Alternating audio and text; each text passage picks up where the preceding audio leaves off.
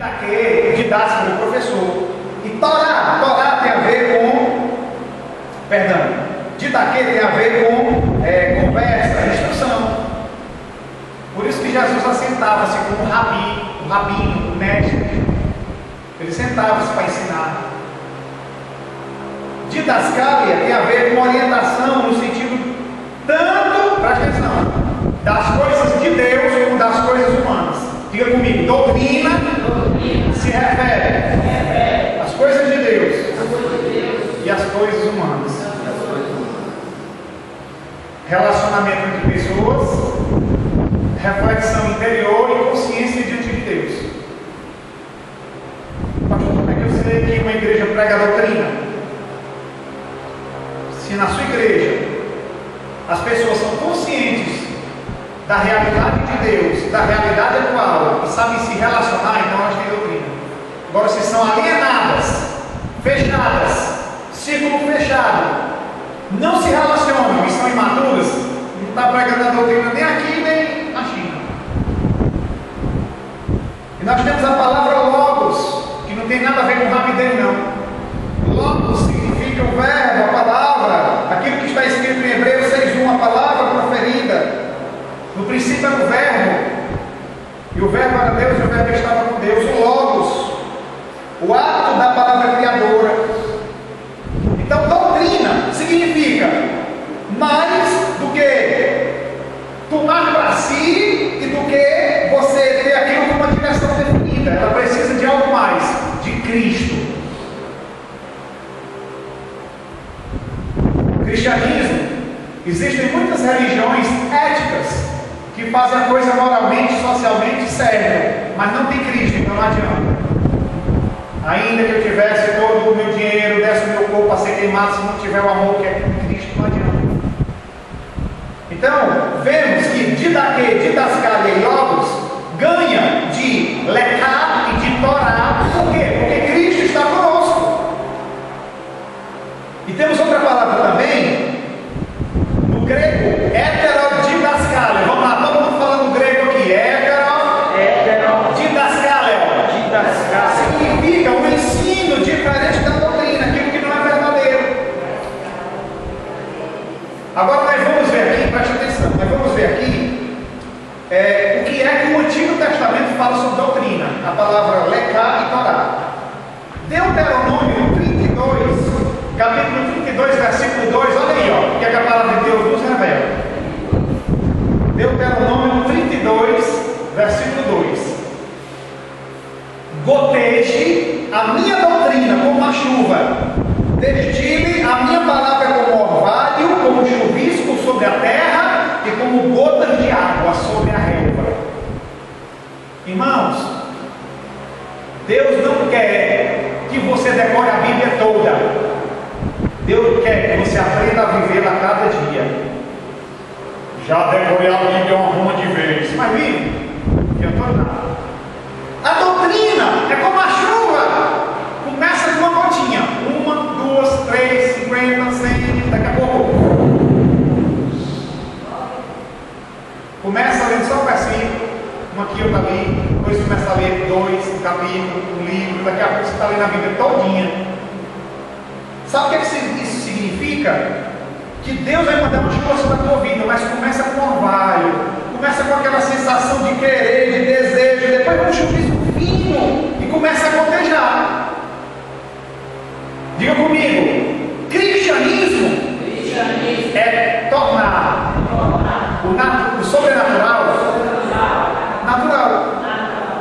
Quando o sobrenatural é natural, isso é cristianismo. Doutrina, como a chuva, começa a molhar. Você vai começar a sentir o toque.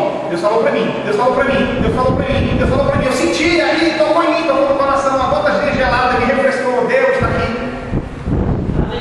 Jó 11:4 foram acusados. Jó foi acusado nesse versículo dele ser um homem santo, dele ser um homem justo. Aí disseram assim para ele: olha, Jó, tu dizes, a minha doutrina é pura e limpo só os teus olhos. Peguei só essa parte. Doutrina pura A doutrina só é pura dependendo dos olhos de quem a pratica.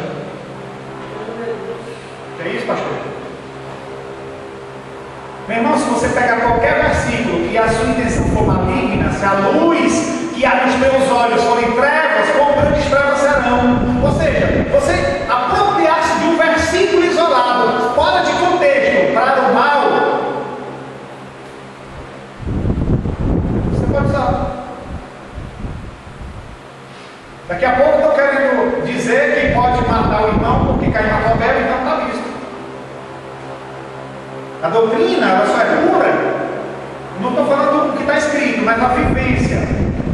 Se você tiver também limpeza dos olhos.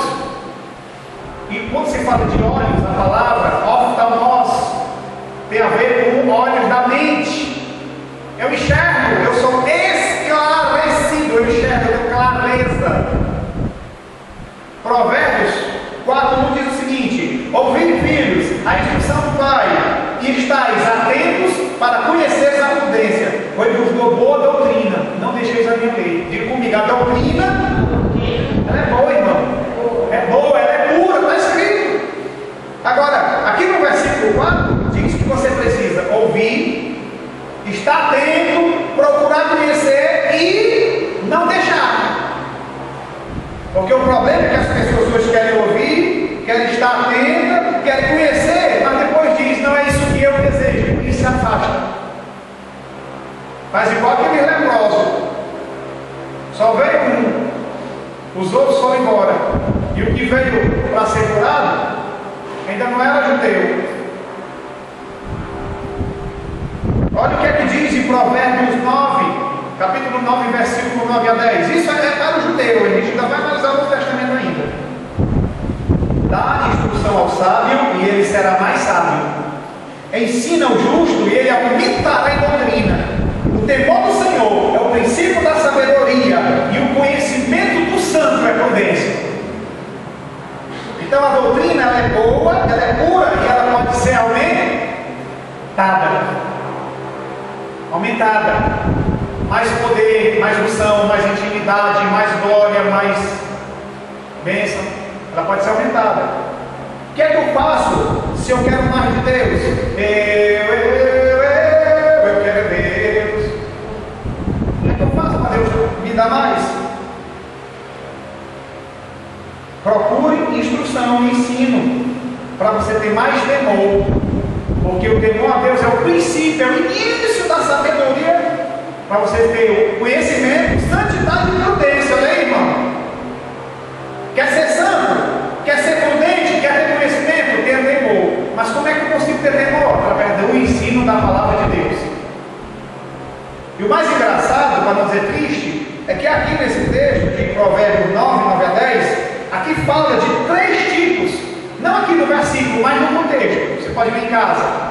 Ele fala de 3 pessoas aqui que não tem aumentado a doutrina. O simples, que é aquele ingênuo que contém.